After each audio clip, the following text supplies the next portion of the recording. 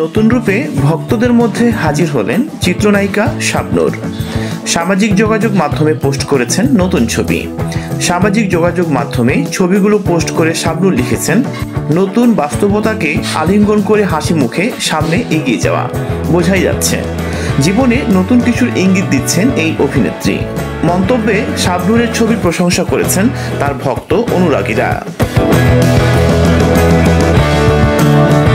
গত বছর দীর্ঘ বিরতির পর 3টি চলচ্চিত্রে অভিনয়ের খবর দিয়ে আলোচনায় এসেছিলেন ঢালিউডের এক সময়ের জনপ্রিয় নায়িকা শাবনূর। এর মধ্যে আছে আরাফাত হোসাইনের রঙ্গনা ও চয়নিকা চৌধুরীর মাতাল হওয়া। এগুলোর মধ্যে একটি ছবির কয়েকদিনের শুটিং করে অস্ট্রেলিয়ায় চলে যান তিনি। দেশটিতে পরিবার নিয়ে স্থায়ীভাবে বসবাস করেন এই নায়িকা।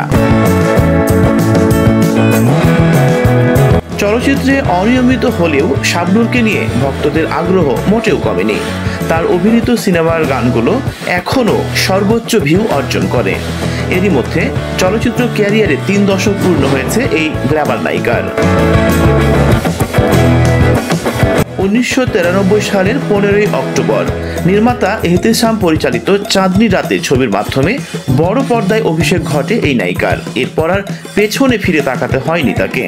একের পর এক সুপারহিট সিনেমা উপহার দিয়েছেন দর্শকদের। প্রয়াত চিত্রনায়ক সালমান শাহর সঙ্গে গড়ে ওঠে জনপ্রিয় এক জুটি, যা এখনও দর্শকদের হৃদয়ে নাড়া দেয়।